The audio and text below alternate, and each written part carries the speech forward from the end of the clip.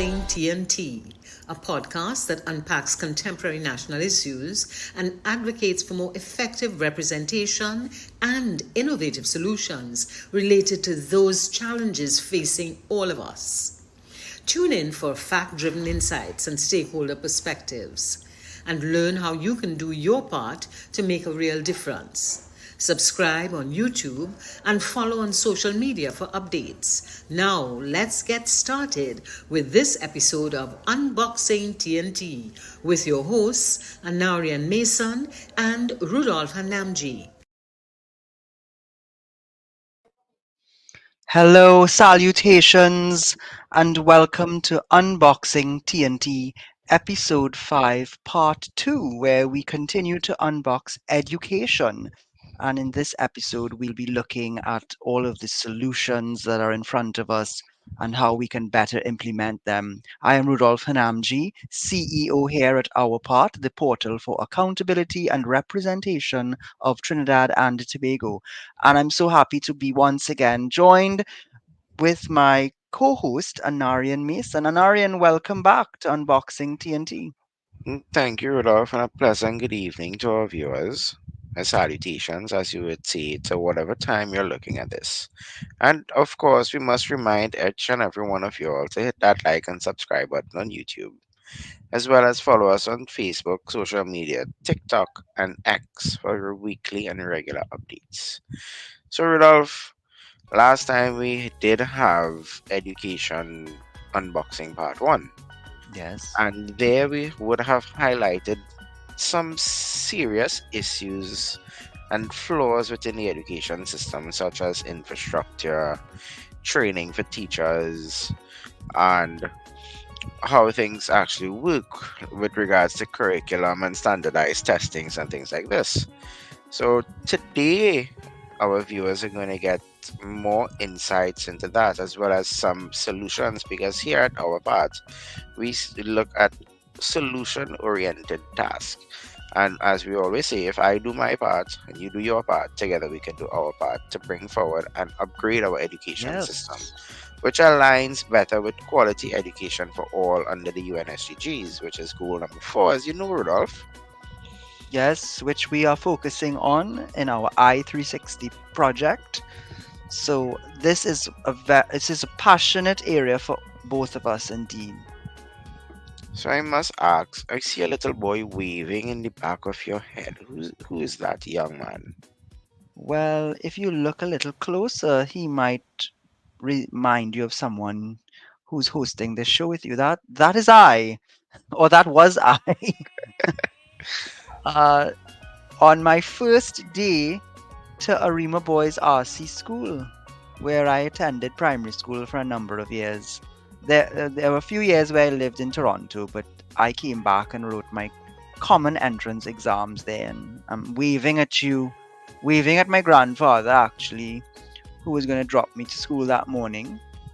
Right. And that picture always brings back a lot of memories. And I did mention to you last week about some of my primary school teachers, especially Mr. Manet, who used to climb the tamarind tree to pick the tamarind branch that he would then sit and cover with masking tape in front of the class while you were asked to recite your times tables.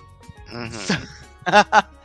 I remember being on the receiving end from at maybe I on a number of occasions that I could count on my hands. Uh, Mainly in my defense when the entire class would receive it, but not Right. for anything that I might have done personally. Do you Sure. have? I see. Similarly to me, there's some young people behind you. Yes, What there are we are. looking at there? So if you can see clearly, there are young Uh people, and to huh. the very center, you'd see a boy who's smiling. That is me on my 5th birthday. So Wow. interestingly enough, my birthday is very close to the end of the school year. And this Yes. birthday party was in celebration in preschool, actually, where we were preparing to leave the last day of school and head into primary school come that September. So, Right. interestingly enough, there are about 8 or 9 persons in this pit here, and I am friends with about 4 or 5 of them still today.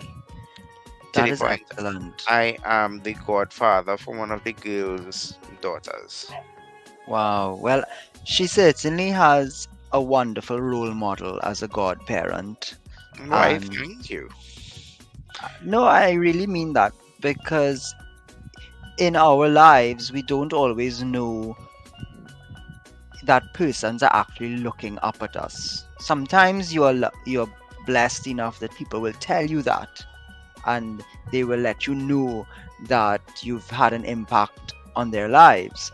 But I've come to realize that it is more often that people look at you from afar, and Hmm. that's why all of our actions, we really have to be more intentional about them, because they're going to look up at you, Anarion, and they're going to make decisions based on how you act, and their parents, of course, and other adults in society. Right. And that may lead us, you may hear about things like that later on in this episode. So, Well, Rudolph, yes. where do we begin? How do we Well, begin today? we both knew when we were getting into education that, I mean, all of the topics that we unbox here on this podcast are complex by nature, and we've always promised the viewers and listeners that we would return to them from time to time to go even deeper. But education in particular, we knew from the outset that we would have to split this into a two-part edition. And I And don't even think the 2 parts covers everything, eh? it doesn't. I agree with you. I totally agree with you. Th- But to answer your question, as you and I both intimated at the start, we're really going to be looking at solutions this evening. But as fate would have it, within the last few days, there have been broad national discussions around education, and especially what is happening in policy areas to treat with students who are disruptive in the classroom. So perhaps we should take in a clip from Sunday night's news, and we'll start there because I think it really brings an interesting segue point between the challenges that we were talking about in last week's episode, which of course included issues with parenting, the truancy of the children themselves, the teachers not having the resources and training, the infrastructures you mentioned, and a number of other issues. So let's start there, Narian, and we'll see where our conversation goes tonight on Unboxing Episode 5, Part 2, Education. Awesome. To tackle school violence, the government will launch a Milot Asset program this academic year for expelled students. The program will entail a 3-month assessment of the expelled students before a decision is made on their future. This was revealed by Minister of Youth Development and National Service, Foster Cummings, when he sat down with Ryan Bechu in this week's big interview. Are we facing a crisis when it comes to the nation's youth? A candid conversation on youth with the Minister of Youth Development and National Service, Foster Cummings. The statistics are alarming. Between 2015 and 2019, 62% of the 510 people charged with murder were between the ages of 15 and 29. 96% of them were male. As an answer to the violence perpetrated by youth, Commissioner of Police Earl Herwood Christopher warned parents they will be held accountable for their children's actions. I'm going to ask you directly, would you support it?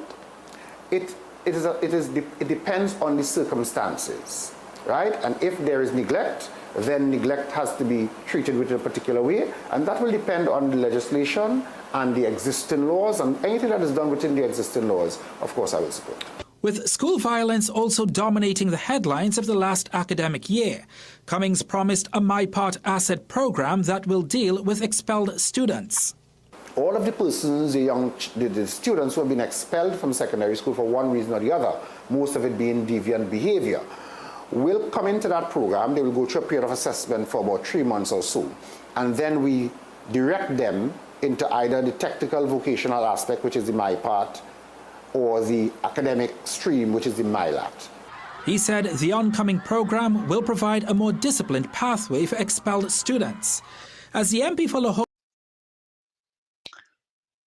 Well, there you have it, Anarion, directly from those who set policy.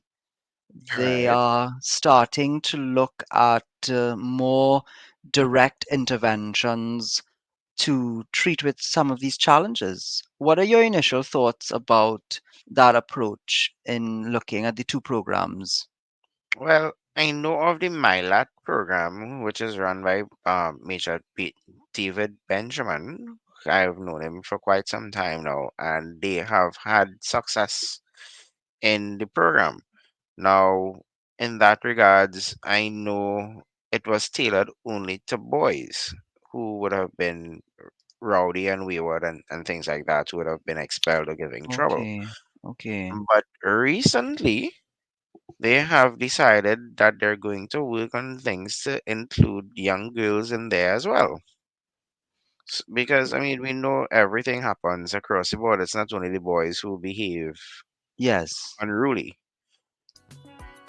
And interestingly, unfortunately, I should say, as the statistic provided by CNC3 News states, 96% of those 62% 15 to 29-year-olds who were charged with murder, Mhm. 96% of those was male.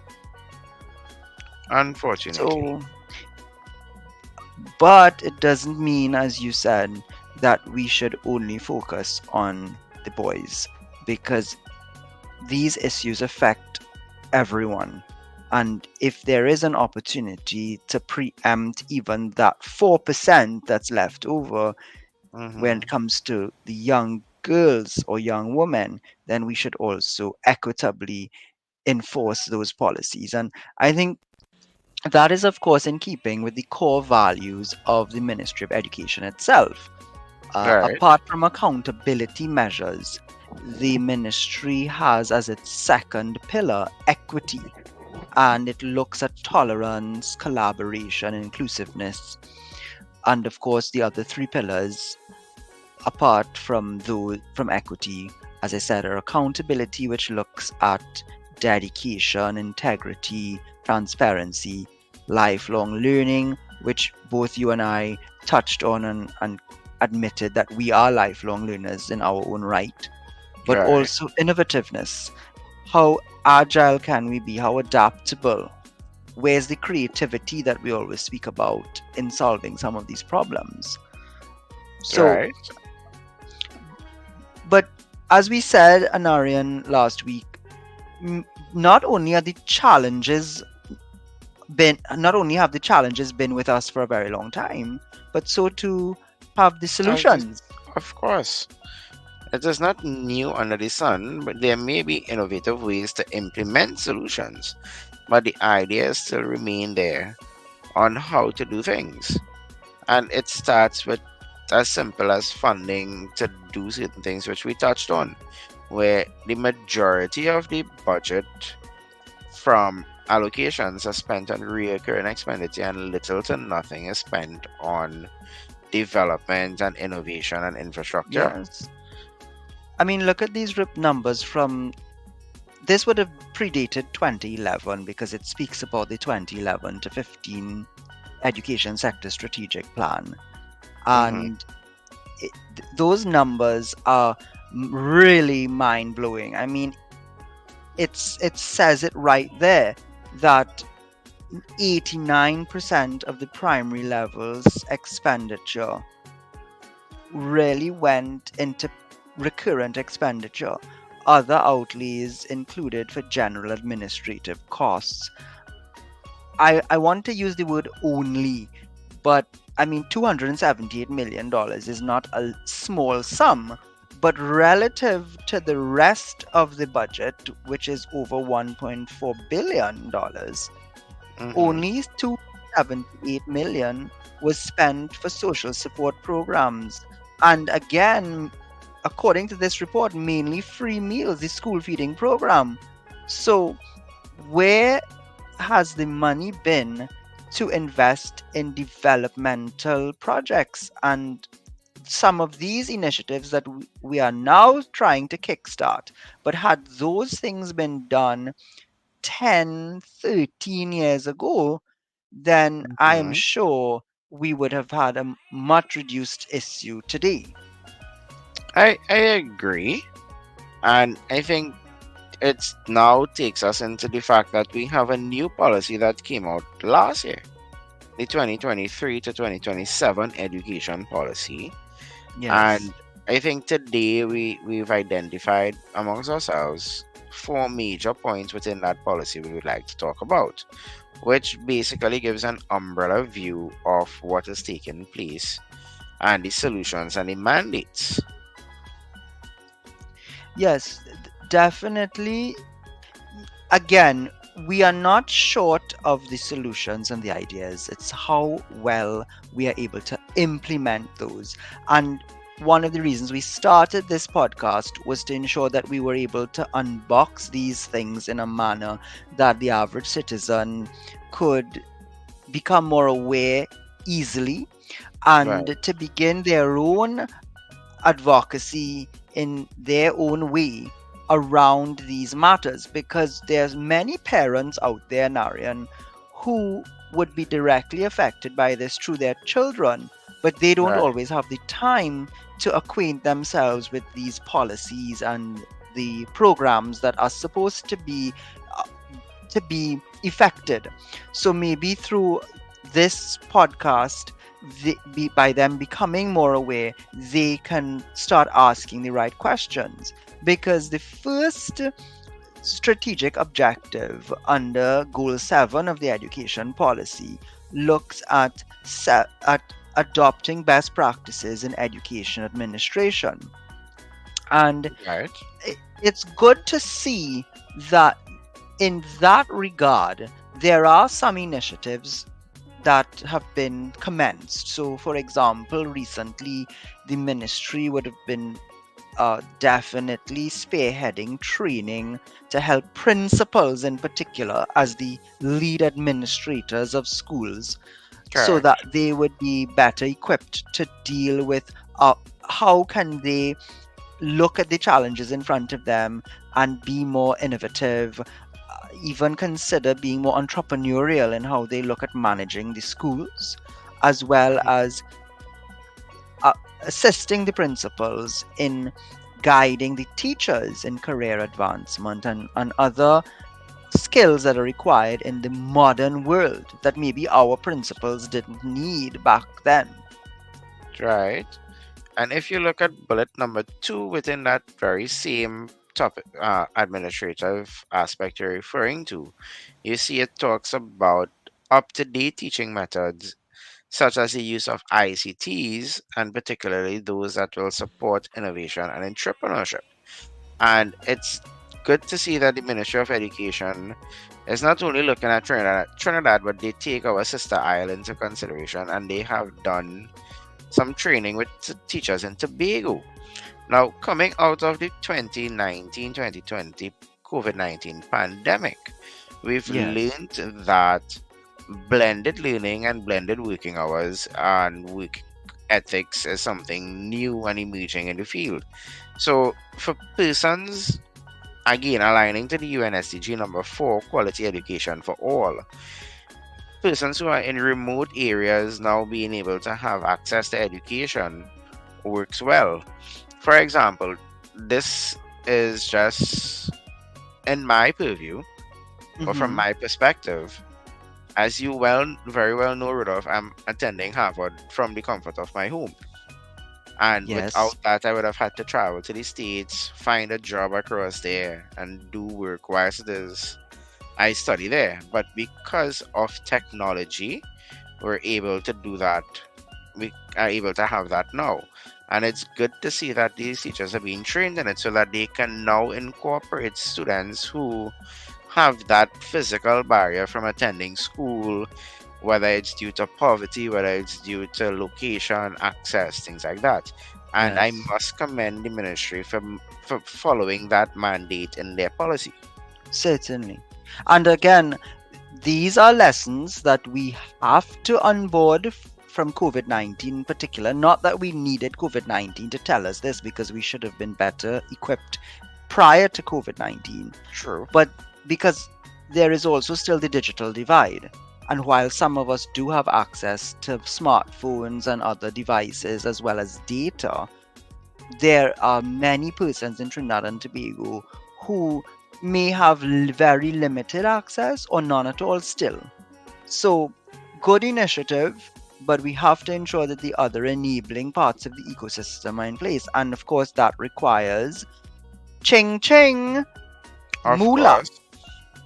And And I go ahead. we already don't have moolah, dinero, donzai for the infrastructure. But we have to find it, and we have to find it for these other things as well. Of course. And again, as we mentioned in episode 5, part 1, how the funding goes, we now look at, we've identified the issue. So now I think we need to look at solutions. And again, we'll call on the fact that, there is the so-called prestigious schools that have a very active alumni that Yes, host different events. They do contributions and whatnot, and they have given it back to the schools. They also have very active PTAs, and the PTAs within the school raise funds, they collect donations, they do raffles and things like that to get yes. funding for trips, for equipment within the school. What other innovative solutions might you suggest, Rudolph, knowing that that is your background? I I want to adopt and endorse those for sure, as we had mentioned in the first part of this episode, but also because people elsewhere across the country have been calling on more effective collaboration between the ministry, tutor, the parent-teacher associations, and of course the alumni. I want to also suggest something that might actually make you smile. Now, this is where, at our part, the Portal for Accountability and Representation for Trinidad and Tobago, we look at challenges and solutions with a synergistic lens. We have been talking as a nation about the importance of transitioning our electricity production from using natural gas into more renewable sources. Mhm. And interestingly, part of that very layered conversation, which I'm sure soon on Unboxing TNT we will look at when we want to discuss energy. One of the issues is that there are some old, I want to say, colonial laws that are in place, which actually prevent persons from redistributing generated energy into the grid, sending it back into the grid, any unused energy that they have generated.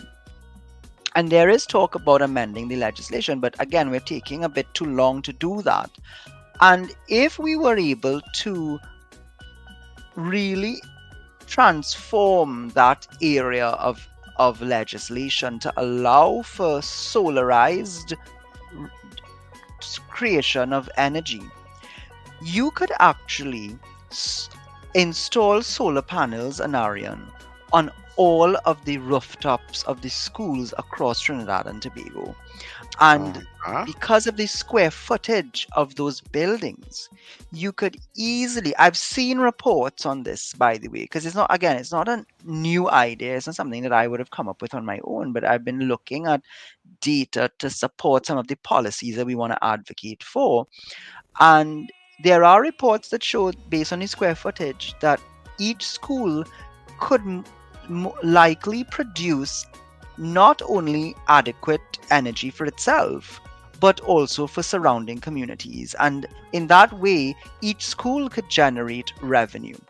Then there are other ideas, such as how can we utilize schools in a more community-centered way to perhaps host community markets or extracurricular training opportunities for adults and those who may want to pay to use the compound for learning opportunities and other initiatives that they would be interested in. Right. We have to really look at the communities themselves because of the proximity to the schools and find meaningful ways to return to that notion of it takes a village to raise a child. There are also advertising opportunities at Queen's Royal College. There are 2 boards that we have installed, and they generate income for both the Old Boys Association and the college directly. So again, when we think of ways to monetize the education system, so to make it more self-sustainable, rather than increasing taxes or asking parents to donate to an improvement fund or a school fund on top of what they already are contributing by way of taxes, as well Right. as by School purchasing fees. all of the school supplies and Uh-huh. yes, this rather than increasing school fees, let us look at some of these options to see how we can offset some of the costs that are required. And then you and I have spoken many times about adopt a school programs where we can join with the private sector, because in all communities there are businesses from micro to large, and those businesses and also private citizens, philanthropists in the area could be invited to adopt these schools as well, so you don't I have to be a was member of the alumni. I was waiting to hear you say that because to me that comes from a point of privilege because these businesses, if you look at it in that aspect, they're privileged, they make a profit. And if they're looking at corporate social governance and they want to make an impact, they can, go back into that field. So I thought you had missed it, but you saved one of the best for last. But money is one thing, and to go back to the policy, I know the next topic, which is how do we look at complementary training outside of the traditional formal layers, calls to you Right. as well. So perhaps Of we can course. look at the TVET space. Well, as you know, one of my favorite lines is that by Albert Einstein, where if you judge a fish by its ability to climb a tree, it will always consider itself a Yes, failure. yes. So we know not everyone is academically inclined and they may be skilled because, look, for example, the audio that is playing in our background comes from skill. That's not from academics. That's a pure talent that deals with the steel pan and music. So that being said, Rudolph, there are several ways that persons can get involved. So there are different levels where you can figure out at an early age now it's available from primary level whether it is you can be academically inclined or whether you're more skilled towards a craft. And they have Right. so many different schools and institutions throughout Trinidad that deals with it. For example, there's YTEP, there's the MIC Institute of Technology, there's the National Yes. Energy and Skills Center, and of course it is challenging because sometimes it's seen as a less prestigious alternative to traditional academics. But think about it, where would you be today without those individuals who Of partake in course. TVET? For example, as simple as the house that you're in, whilst it Correct. was designed by a civil engineer and a draftsman who went to school, it was put together by laborers and masons who know how to do these things, how to mix the concrete and those different things. And they And learn so intuitively. I mean, they can literally cr- mix what they need to or measure in their minds of because of course, pure experience. It's almost like magic. Plumbers, I've seen my plumber create his systems, and in talking to him, he's self-taught, but he can do what I don't know how to do. Of course, and to our viewers out there who are looking at this via the internet, that is ICT, and ICT, even though you Yes. know how to do it through a formal education, the fiber optics that is run to your home is a trade that persons Yes. learn at technical vocational schools. So we advocate for persons and equity through whatever form of education it may be, whether it is traditional academia or whether it's technical vocational, as we move towards building uh, quality education for all under the UNSDG goal number 4. And I think that it's important for citizens out there to understand that a lot of research and time has been spent in developing these policies, and there is data that backs up the recommendations. So TVET is not to be seen anymore as a fallback position.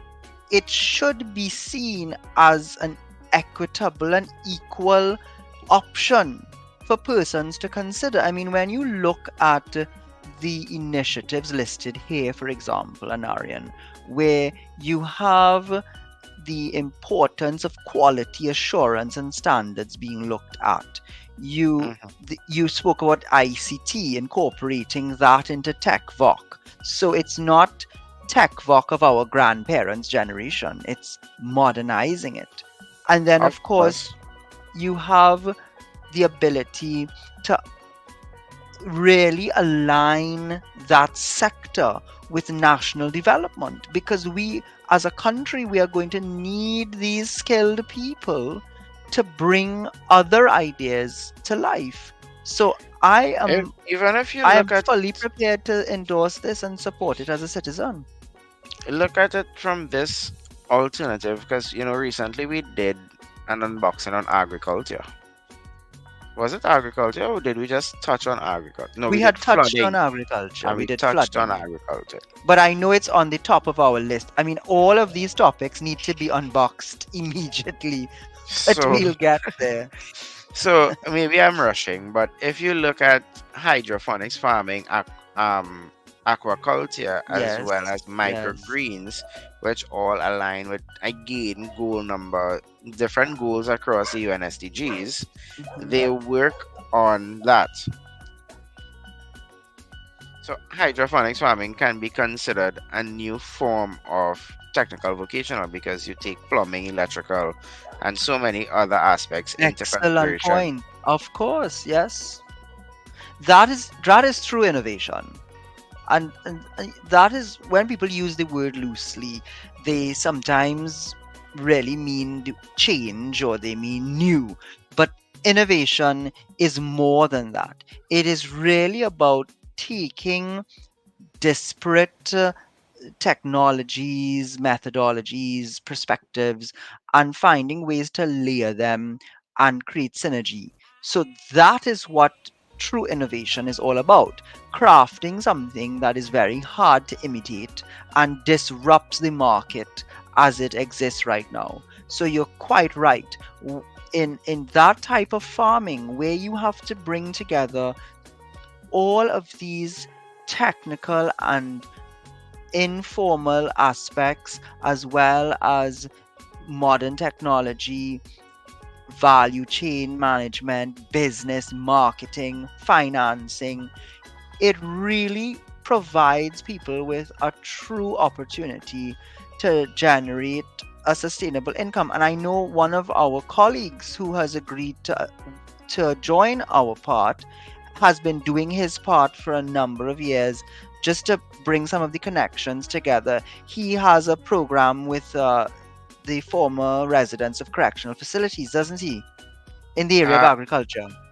Not former, he deals with them before they exit So those Ah, who yes. are close to leaving or completing their sentence, he works with them and teaches them hydroponics farming and microgreens farming so that they have a sustainable source of entrepreneurship when it is they do re-enter the public space as rehabilitated citizens. Mhm.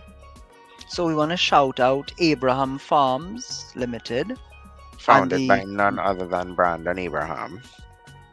yes, Go and ahead. he's going to join us one day on Unboxing TNT, and he's already agreed to assist us with some project work. So I can't wait to roll up my sleeves and start planting as well. Awesome. But outside of technical, vocational, the policy point that you're referring to also deals with things like ethics and morals and values. And Yes. that being said, we also need to look at, we mentioned it earlier with regards to MILAT and the programs that Mm-hmm. they Mm-hmm. they have for persons who give that sense of disproportionate, not The discipline on the, needs and yes, correct. yes, And because they have MILAT different needs. Yes.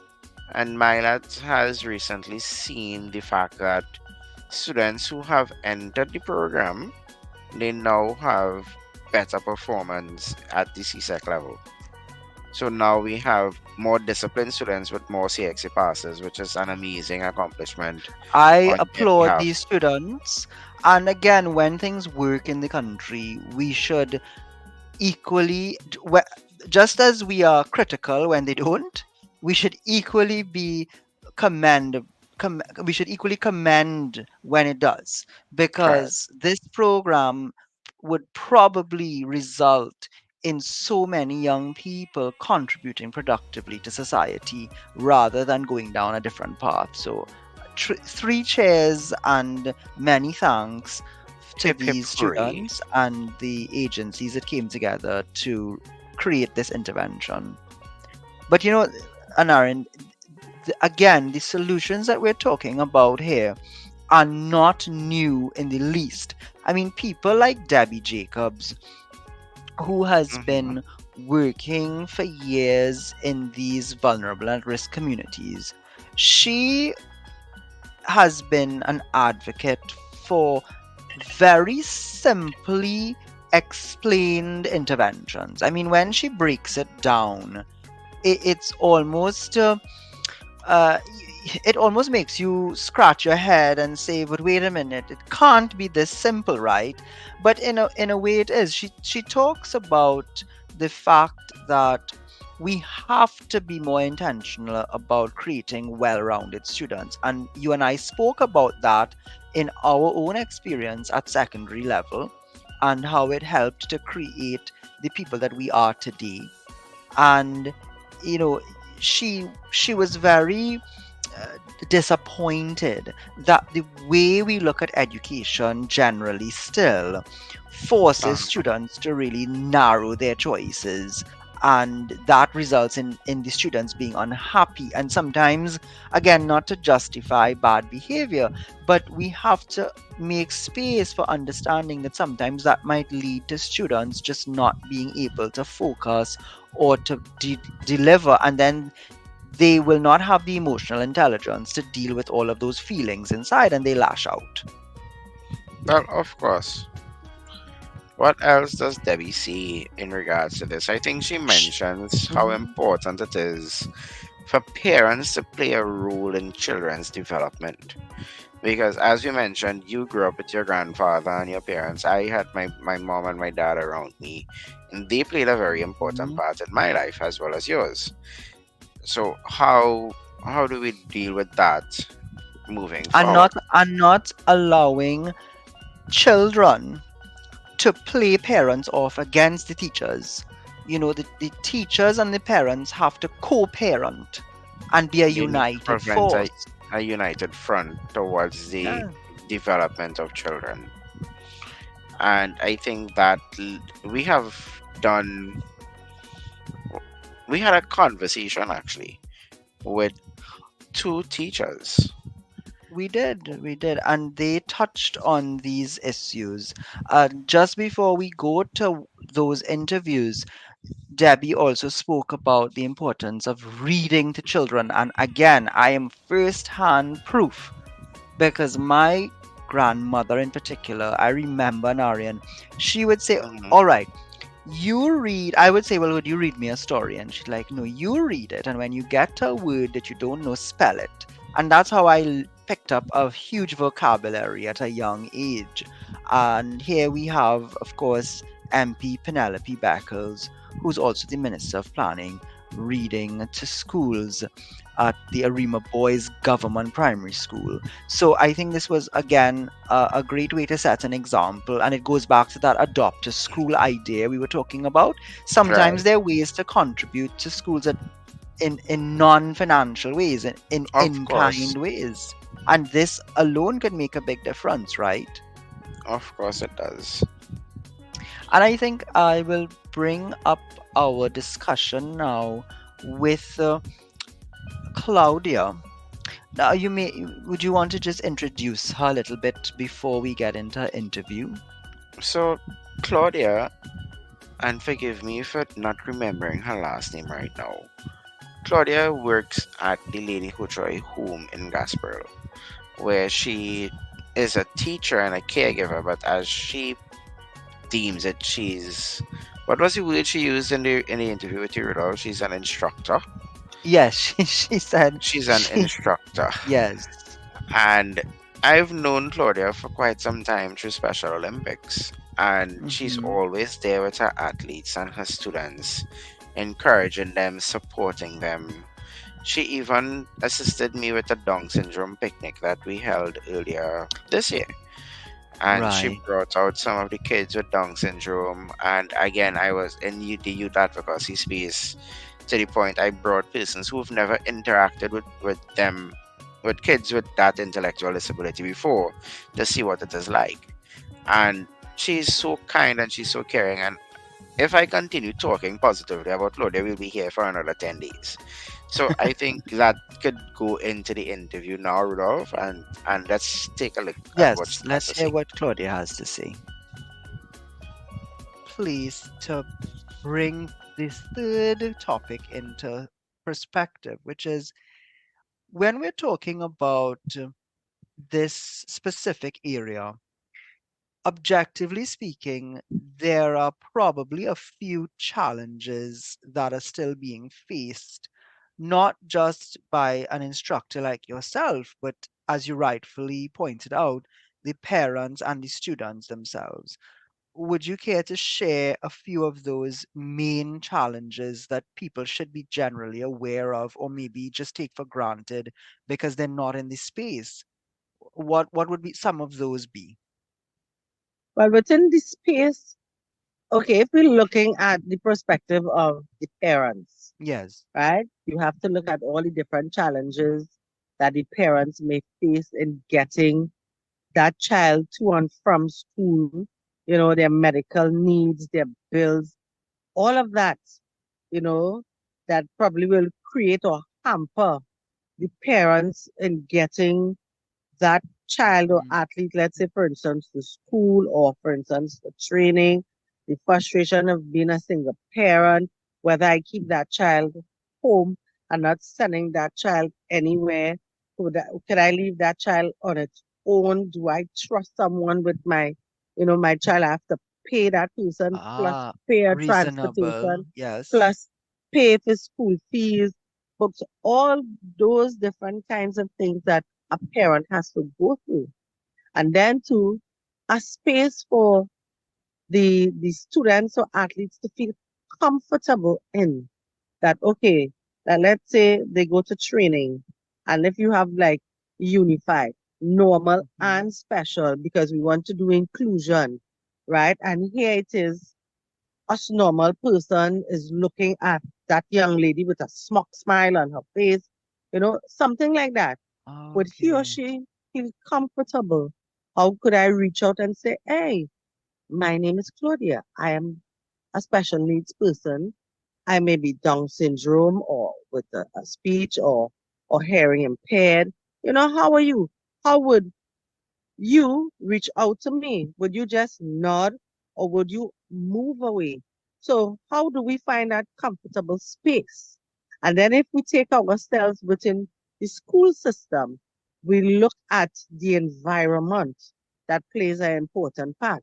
We look at Yes, the yes. administration persons that within the environment that probably don't want to see us strive or to move forward or giving us trouble, you know, or another um peer. Like we create a Mm-hmm. peer body system within the environment or within our small space to help one another. And that other person might feel jealous, you know, of Interesting. because it, Okay. it do have that. But then Okay. you two now, as I always say, Mm-hmm. observe, you know, observe.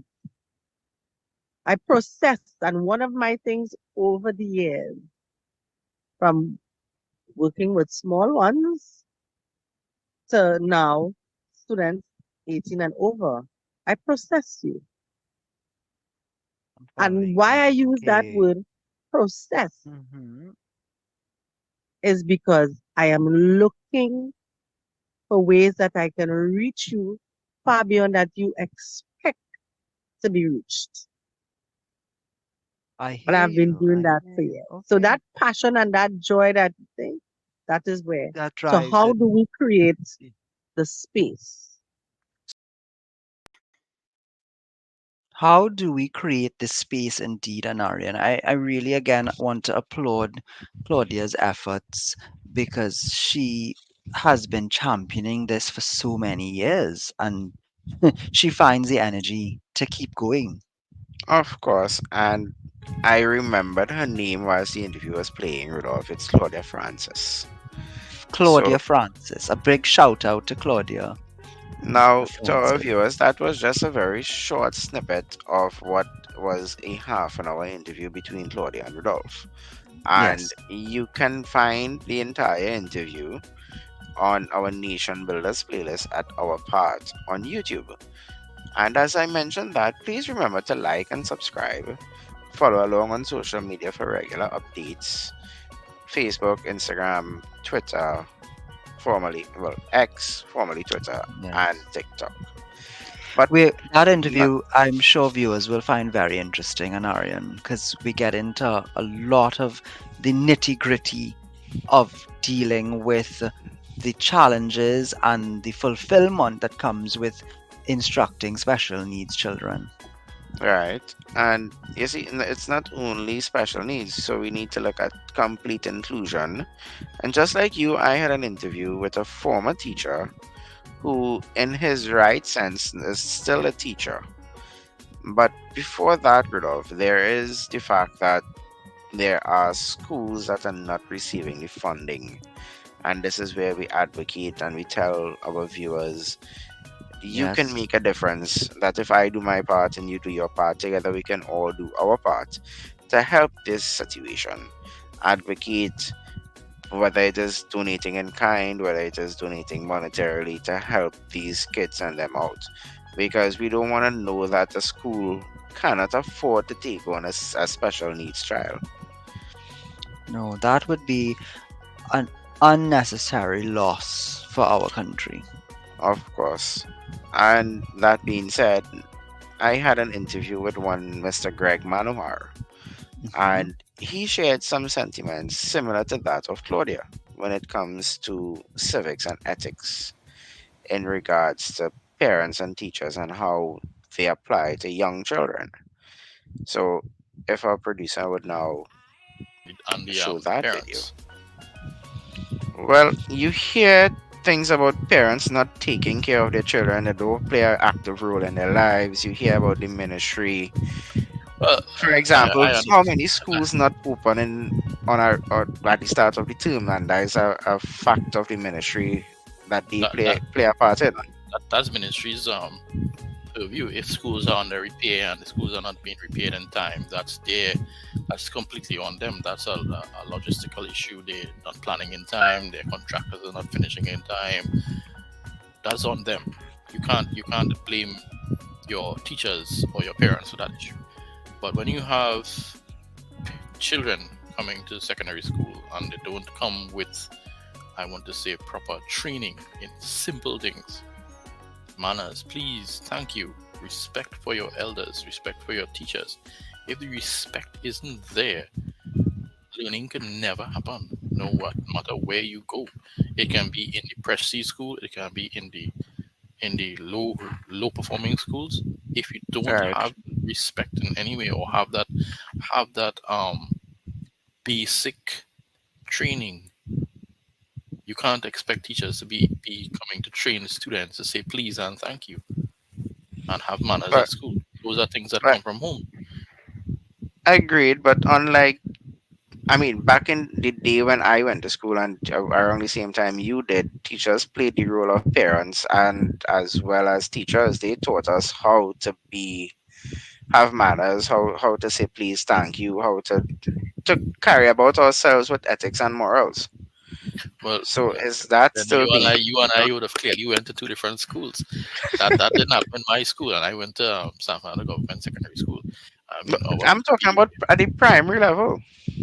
well, At the primary level, primary we level learned is that. that.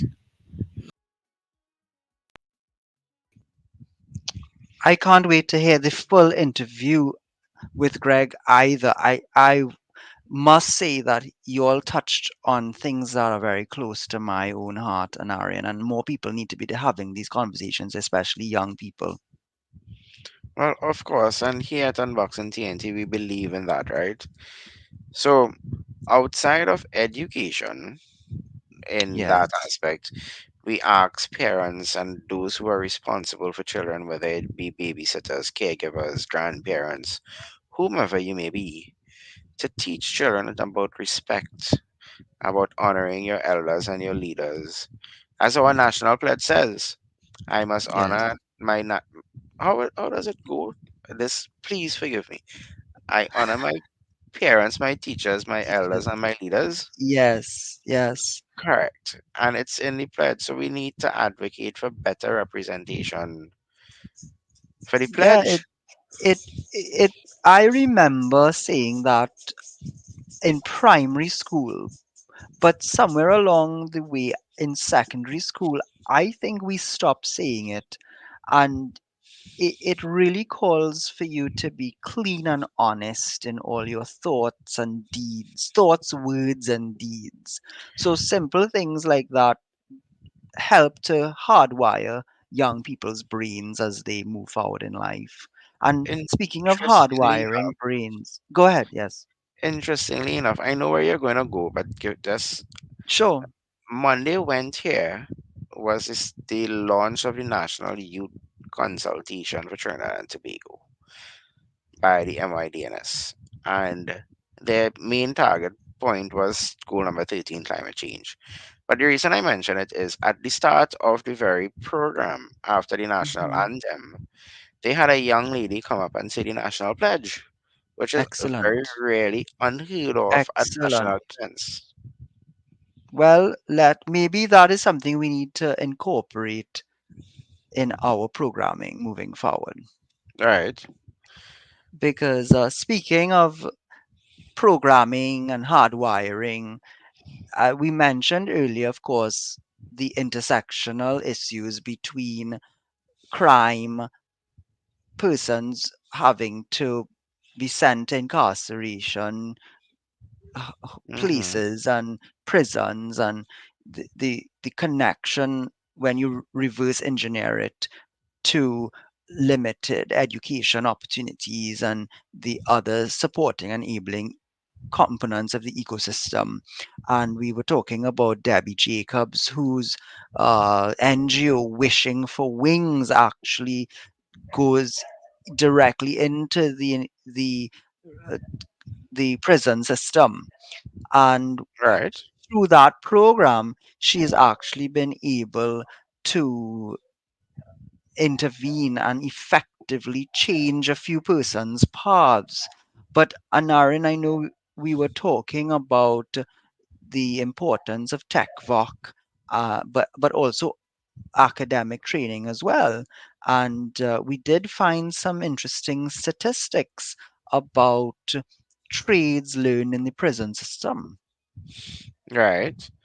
And as you can see here, there are different.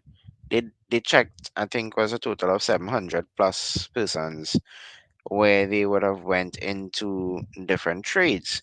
Now, the percentage may look low to our viewers, but that is because the other persons from the 61% Mm-hmm. focus group would have done things like CXE maths, the adult literacy reading programs, things Okay, like that. okay. Now, there are several organizations, and I'd just like to highlight maybe three or four that go into the system outside of Miss Jacobs, such as the White Yes. White Mm-hmm. goes into these deep prisons and does do things like these, as well as the Restorative Justice of Trinidad and Tobago, the IDB, and the Adult Literacy Tutors Association go into the system and help these persons better become prepared for life after incarceration. And And I again, let's commend them and applaud them. And if people are out there who- and they're interested in getting involved, reach out to these organizations at the Pansu Collective, which is one of our 6 key projects under our part, the Portal for Accountability and Representation for Trinidad and Tobago. We will actually be creating a center of excellence for NGOs and other civil society groups like those that Anarion mentioned and others. So, in time, you can also reach out to us and we can pair you up with the right group wherever your passion might lie. right now, there's also a data point there that I don't know if you showed it, that shows how people looked at their training in the prison system, whether it was useful or not. Yes, I'll bring it back up. So Yes. you can see majority of the persons found it very useful. And if you look at useful and quite useful, it takes up over 80% of the persons who partook in that Hmm. survey. And we're glad to know that that they learned and they have been rehabilitated and they show remorse and they want to do better moving forward. I think most people do. I have a lot of compassion for human beings, and we sometimes are quick to judge and to make pronouncements about different people's choices. But from doing work in certain communities and in at-risk and vulnerable communities in particular, I have come across more persons who are interested in getting things going in the right direction. And Aaron, I'm sure you have encountered persons like that yourself. And if they're Of course. given the right opportunities, they would do just that. Yeah, of course. They they Now that's go ahead, sorry. they tend to, people don't. So one of the lovely examples that a crazy scientist, I'll refer to him as a crazy scientist, tells me is that not everyone drives on the shoulder in traffic. The majority of them drive on the main road, on in the lanes, and they sit there half an hour, 2 hours, and they go. So Next time I look in the mirror, I will tell that crazy scientist that you are quoting him. No, you're right. And again, here at our part, we are focused on amplifying the fact that a lot of good takes place in this country. And I still believe, as does Anarian and the other members of our part, that the majority of citizens want to be part, pun intended, sorry, they want to be part of the solution and they want to be included in activities that can right the ship, in so to speak.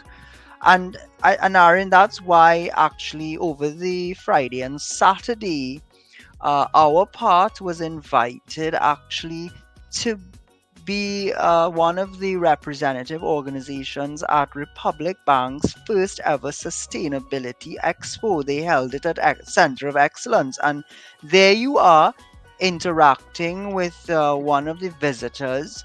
I listened in on part of this conversation, and I recall that she was very interested in what you were sharing with her, and she herself does some of the kind of work that our part is interested in. What were your sentiments from meeting and greeting with hundreds of people over the 2 days, and the work that our part is embarking upon? Well, to be very truthful and transparent, I'm not going to sell a dream, a pie in the sky. There are persons who are concerned about the country. Some of them want to Mhm. make a difference, some of them don't believe they can. So at the expo, again, it was sustainability. So the picture you see there, interestingly enough, the conversation she and I were having was about the UNSDG goal number 4, quality education. Right. But yes, so I was explaining to young people there and some older persons that even though you don't, that there are simple things that you do, as simple as turning on the brightness on Mhm. your laptop to save the battery life so you use less electricity, is a sustainability aspect. As simple as turning off the water while you're brushing your teeth is dealing with that. And based on things like that, persons now began to understand that their little part, pun intended, can Yes. make a difference in building a sustainable TNT. And we had some persons who did some interviews with us on that, and you can look forward to that reel coming out very soon, maybe this week. We also had some surveys where persons indicated the likeliness of Trinidad and Tobago's sustainable future and how what it looks like, and we have some data points there that we'd be sharing on our website and on our socials as well. Now, Excellent. with that being said, we've covered quite a lot over these past 2 episodes, Rudolph. We did indeed. I mean, I think we've been able to unbox enough so that, again, citizens out there can equip themselves with the right perspectives and become advocates in their own right, even if you don't have children that are part of the school system. But you can accept the fact that if we get education right, a number of our problems will indirectly and directly be solved, then you too would have a better life. So, as we always say here in Anarion, at our part, if I do my part And you and do you your do, part. then Together, together we can we do all our, do our part. our part. So, So, we'd folks, like to I tell you yes, go all, ahead.